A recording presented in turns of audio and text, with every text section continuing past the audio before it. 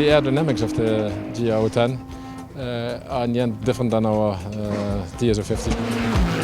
For the LMH cars, as by regulation, you have a certain window defined by the FIA, where you can have your resistance, your drag, and your downforce. To still be able to run on different kind of circuit characteristics, you have to make sure you can explore this almost complete window as wide as possible. Not only one bodywork is specified, but the aerodynamic window with a very precise range of drag and downforce. So in fact, we cannot anymore, I would say, tune the package for a high-speed circuit. Nevertheless, engineers are creative, so I'm sure they will find a lot of potential in the few parameters we have in our hands now. The car really came alive here. We've all been enjoying driving this GR10, but it definitely felt at home here in Le Mans. We're all feeling very good about next week.